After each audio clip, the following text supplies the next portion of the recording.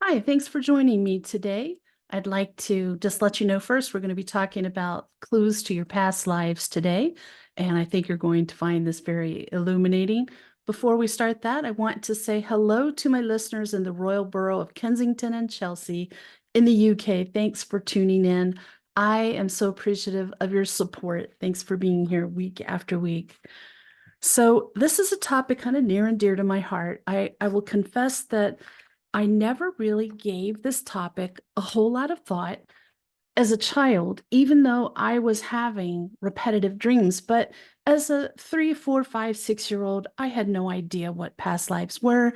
I didn't know why I had those repetitive dreams.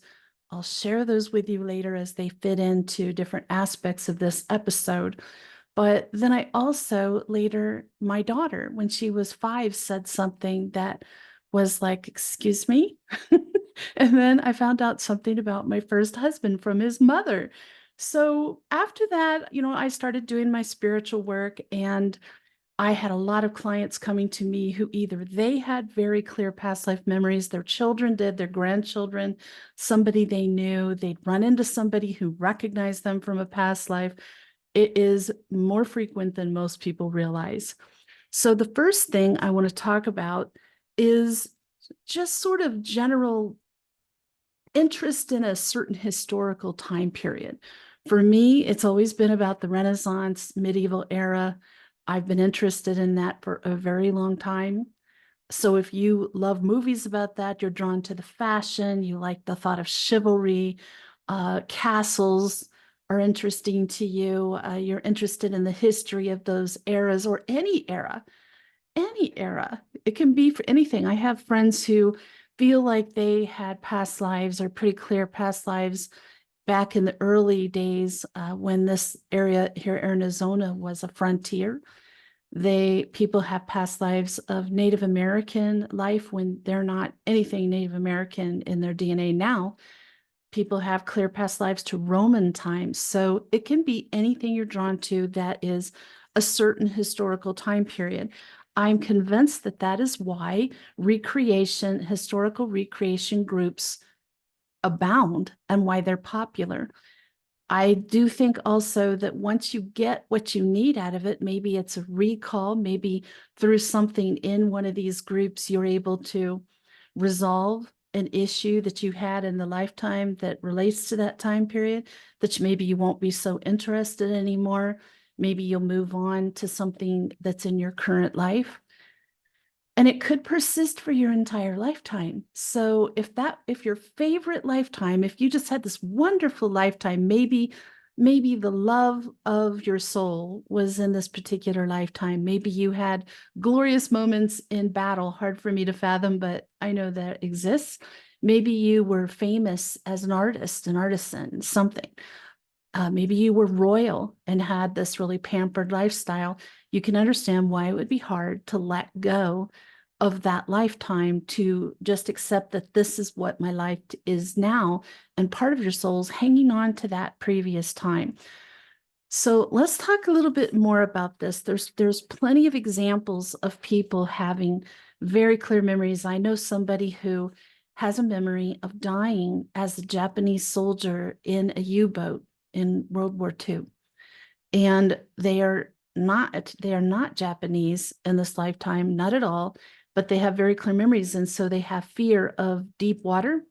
They have some fear of drowning. And it's understandable if you had a death that's very clear memory to you, is very traumatic, it could easily carry over into your present life. And I just want to say early in this particular episode that the reason I find this topic so fascinating is because memories from our past lives, events from them, our deaths from them can definitely be impacting our current life. It happens a lot. There are ways to sever that, and that's something I have found very helpful, to sever cords that I feel like were distracting me or pulling me from my current life, or a fear that I couldn't figure out why I had, a phobia. There's many different ways. It could be that you're afraid of commitment. It could be that you are afraid to be alone. You could have all kinds of fears and things that are holding you back that have nothing to do with your current lifetime. So keep that in mind. So if you're just sort of like thinking, maybe you like to do internet searches on a historic time period. Maybe you like when you go to museums, you go straight for the Egyptian display, or you've been drawn to go to Egypt. So are there any periods of time that you're specifically drawn to or maybe repelled by? And think about that. Why would that be? Can you think of any reason in this current lifetime why that might be? What age were you when you can remember first being attracted to that era? What triggered the interest? Because sometimes we don't even know we have it till something triggers it. Does anybody you know, friends, family, acquaintances, share this interest? And what of significance happened at that time that you suddenly became interested in this era? I think it can even be, if you want to go back to school, think about your history classes. Was there a particular subject in your history class, a particular part of the world or era that you were really intrigued by? These are things to start thinking about, not things for you to tell me unless you're in session, but things for you to think about, because you might start being able to piece together your own past lives, which is what it's all about. So the next one is, again, we talked about that. I kind of combined that. The next thing is going to be art, artifacts, having music that resonates with you, dance that resonates with you. So maybe you look at a certain type of painting, maybe Spanish painting, and it just speaks to your soul and you can't figure out why. You might have lived during that time. You might have lived in Spain. You might have known that artist. You may have been an artist in that time, but there's something about it, either the subject, the painter, the style, that is attracting you for a reason, and that's something to tune into. It can be that every time you hear African drum beats, you're just feel stirred right down to your bones. There's a lot of different things that can really affect you. One for me, and it started in my 20s, was Celtic music. And that really is what kind of drew me into my fascination with the history of Renaissance and medieval. And I became a Celtic singer, and I continued with that all these years. That's still my specialty, and I'm very passionate about Celtic in general, Celtic culture. I sing Celtic music. It's probably not a surprise to you. So I'm just hoping by telling you these things that it triggers something in you, a memory in you, a thought, a realization that you hadn't really considered might be tied to a past life. So it's not unusual at all for people to really enjoy music, but you might find yourself surprisingly attracted to a certain kind of music. One of those for me, I do like classical music, and there's times when that's all I want to listen to, but it's not usually my go-to. But the first time I heard Stravinsky, that was it. I was a major Stravinsky fan from that point forward, and I still find that just the most incredible classical music I've ever heard. There's something about it that just literally lifts me in frequency, gets my soul excited. I heard it first when I was 13 I was studying at a music and drama camp, and they played it one night in the theater, and they had these huge arched windows with very long gauzy curtains, and they had opened them to let some breeze in. And so they were playing this music live, and a storm kicked up, and wind started coming in and blowing these 30-foot long gauzy curtains across. I still remember the sight of that and listening to that music and how I felt. So now every time I hear Stravinsky, I still get that thrill. And yours is going to be something unique to you, some music that maybe you never listened to before, and then all of a sudden you're very passionate about. So just understand that that could be stirring something from a past life, something you had an attachment to. It was popular then, you loved it. Who knows? I don't think we've all necessarily been somebody famous in a past life, but it's possible because we've all had so many past lives.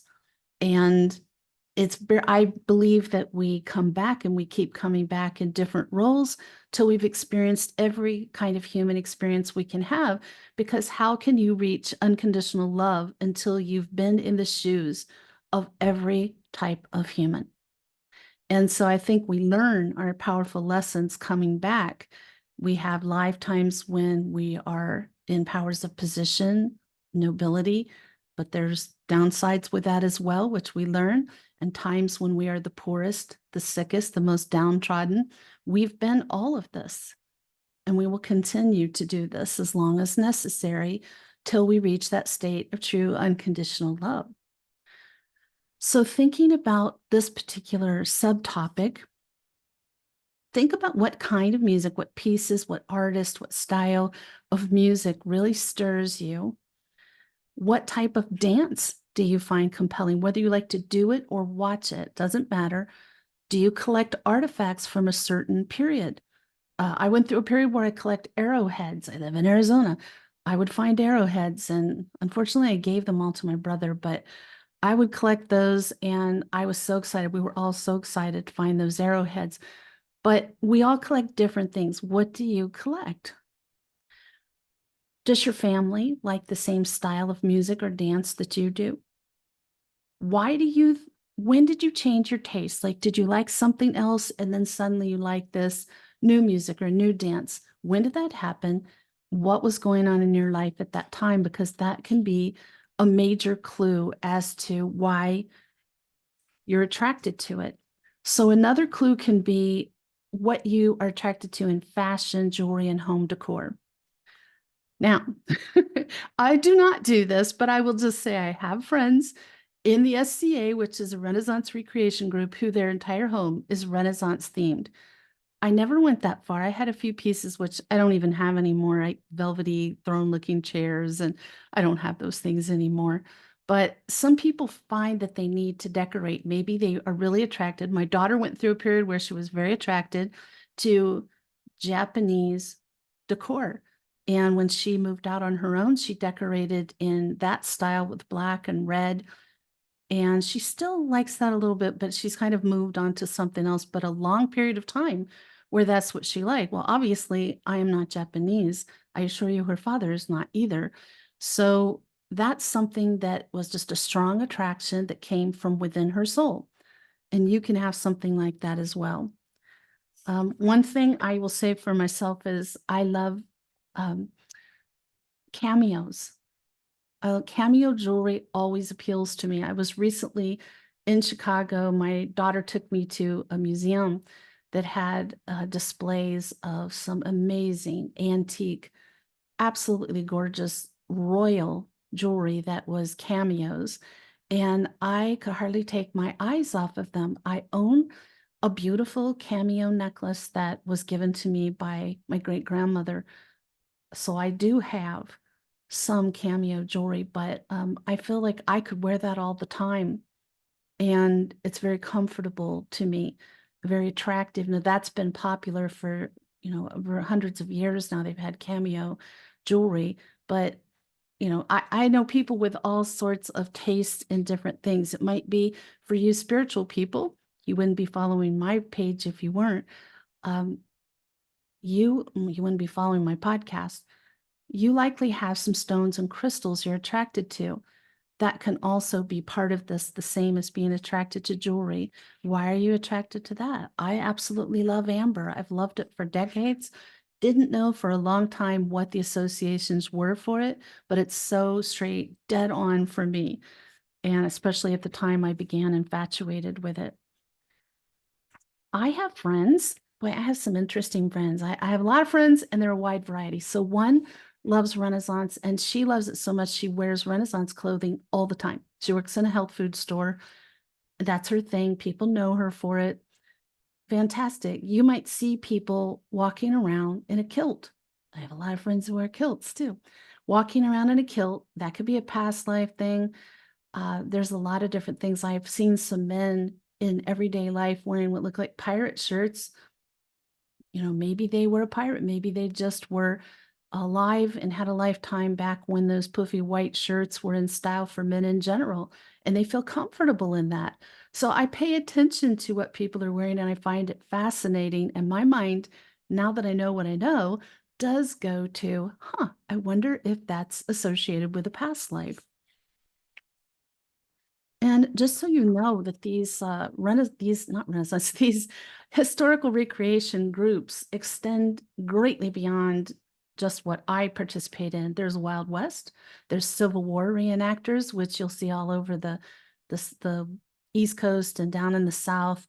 There are mountain men, which I find them so interesting. They go way up in the mountains and literally go off the grid for weeks at a time. There's people who recreate Lewis and Clark expedition. It just goes on and on and on of these groups. And maybe likely a lot of those people have past lives associated with that era. So something you can think about this is, do you find that you are drawn to a particular type of clothing that isn't necessarily in style right now, but you feel like you want to wear it? What kind of clothing and accessories do you feel most comfortable wearing? Which of your clothing do you wear the most? Do you wear a lot of one color? What is that color? Do you find yourself buying clothes and jewelry that have cultural or historical motif? Do you have a tattoo that's an indication of a particular era? These are just some of the questions that you should be thinking about if you really want to figure out what your past lives were or you want more confirmation about it. So the next clue is movies and books that resonate. We like what we like for a reason. And while, yes, we can say, well, that is just what I like, there's a reason why you like it. So I went to see the movie Horizon that is out right now. And I started having feeling tearful at certain moments that were not tearful moments in the movie. And I think maybe I did have a past life. Maybe that's why I love Arizona and the West so much. Maybe I had a past life here. But if I was a Native American and I never have any memories about being like military or a pioneer or anything like that. But sometimes we're drawn to movies because of the scenery, the characters, the content, the theme. Something in that movie is triggering something from a past life for you. All of these things together, it's not just one thing, but it's sort of like you take all these different pieces and you start putting the puzzle together. And you can't see what the puzzle is till you get the last few pieces in place. And that can take a while unless you're consciously working on this. So I know many of my medieval Renaissance friends are obsessed with um, the life of Brian. I mean, I do love Monty Python and Flying Circus, so, I'll confess. But they're obsessed with the movies. They're obsessed with Braveheart, Rob Roy. I'm a little obsessed with Outlander, for various reasons. Scotland, time travel, herbal medicine. I mean, it has so many things that resonate for me. But what about you? Let's talk about this. What movies are you drawn to? What type? What theme? Which movies really stand out in your mind that you could watch again and again, or maybe you have watched again and again? There are some people who are really attracted to movies like The Godfather. Um, Sometimes it's about guns, and that doesn't mean they were alive in the times of mob crime or involved in that, but the guns themselves, sometimes it is about the area. Maybe they lived in Chicago back in the day and remembered mob activity. And it's not that they're sentimentally thinking back on the mob, but just their lifetime in that area. And some people were involved in that kind of violence. So again, just things to think about. Not all of our lifetimes were we wonderful people. We can't be, or we couldn't learn all the really deep, important lessons we need. We need to experience being a bad guy sometimes. We need to experience someone who's made poor choices. We need to know what it feels like to hurt someone else, which sounds awful, but our soul needs all of this to truly grow as full and deep as it possibly can. So these are some questions you can think about regarding movies and books. So do you find that you read books about a certain time period, a certain place, or or a hobby. I love books about Ireland. I love the Outlander series. There's a theme going here.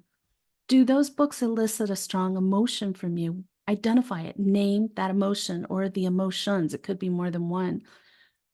So in those books, which characters do you identify with? And think about why. Why do you identify with them? Can you even tell why? If not, to me, that's even more of an indication it's coming from a past life. What are your favorite movies for costuming and set design? Really thinking about that. So, do you observe any patterns from the books or movies that are repeated in your current life now?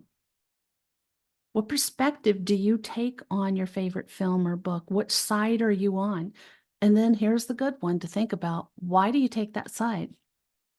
These are a lot of things that are from past lives we just take for granted because we've been living with it our entire lifetime. We don't even give it any consideration. It just is.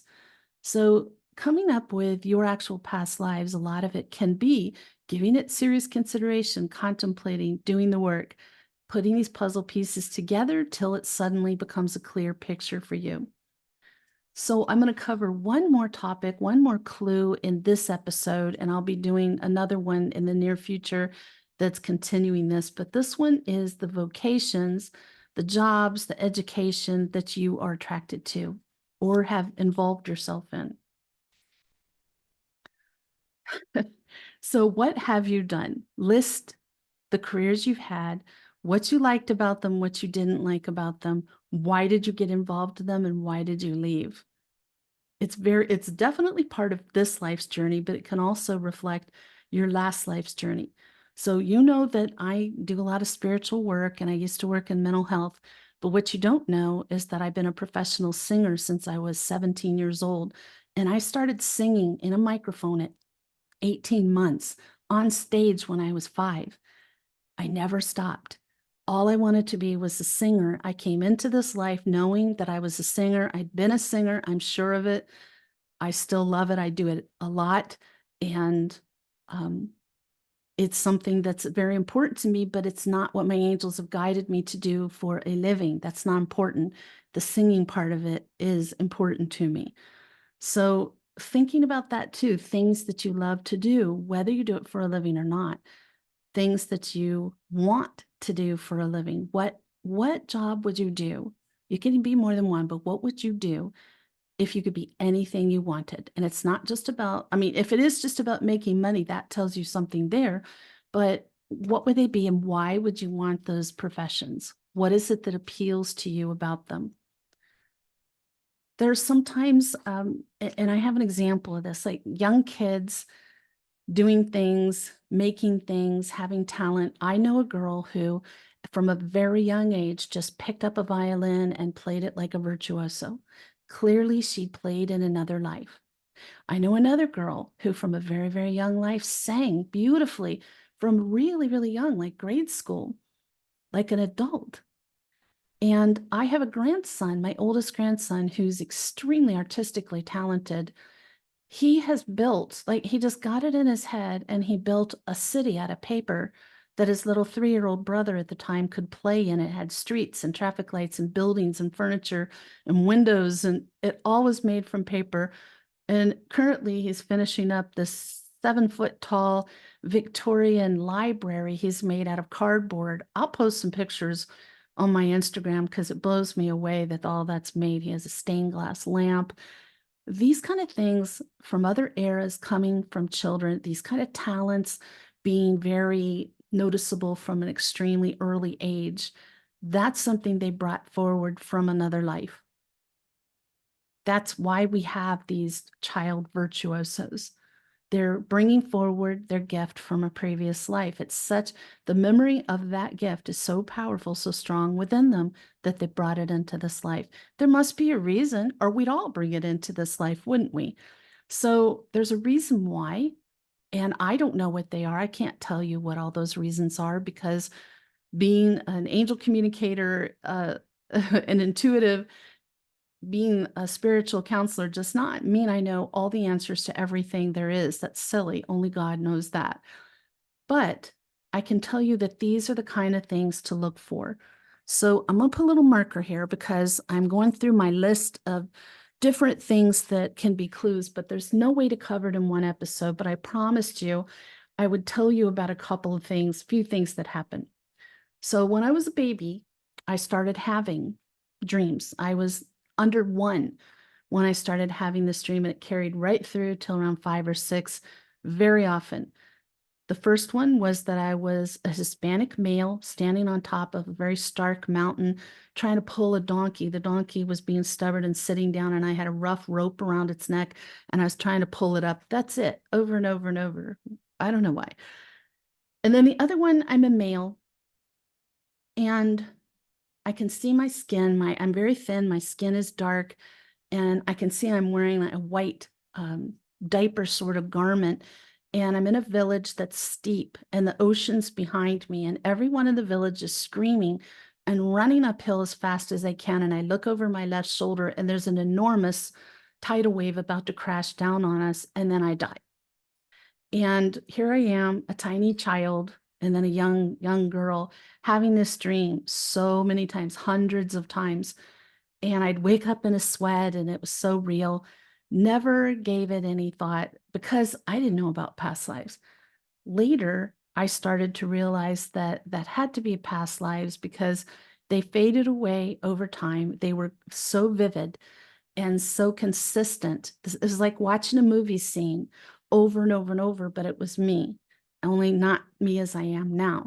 So if you have any repetitive dreams like that, particularly from early childhood, that you've had, chances are you've experiencing some past life memories. Now, let's get to my daughter. She's 5 years old and sassy, and she was told to clean up her room, and she didn't like that. So she puts her hands on her hips and she says, "When I was your mother, I was much nicer to you." I'm like, well, that is very interesting. Since then, we've had some talks about that. She does not remember it. That's totally fine. But in some ways, I can see that. Like, she came into this world very much like an adult in a lot of ways, in the way she thinks and speaks. Um, and I can see in some ways, the little ways that that there could have been that change in roles at some point. But another interesting thing was that after my first husband passed away, his mother, Carolyn, told me that when he was 3 years old, she asked him to do something, and he threw a fit, stomped his foot, and said, "When I was Louis the 14th, nobody told me what to do." And I thought, well, that explains so much. I can imagine if you were a king and then your next lifetime, you're struggling in different ways, it can be quite the shock to the system. And he was having great trouble adjusting to this lifetime. So, just some food for thought for you. Again, hopefully, hearing this jogs your mind a little bit. Maybe you'll recall a memory, or you'll look at some interest you have or experiences you've had in a different way. Please leave your comments if you have past life memories, you've recalled them, you figured out what they were. I do offer past life readings in a little different way. I don't do hypnosis because most people don't want to spend 3 to 5 hours doing that kind of session. So I do it in a different form that's very effective. I love helping people figure out their past lives, but I'm going to be back again with another.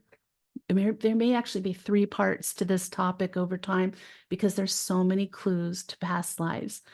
So thank you for tuning in with me. Next Sunday, I have a special guest. It is Dr. Paul Zeitz.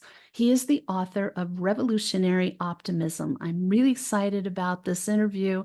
I think you're really going to enjoy him.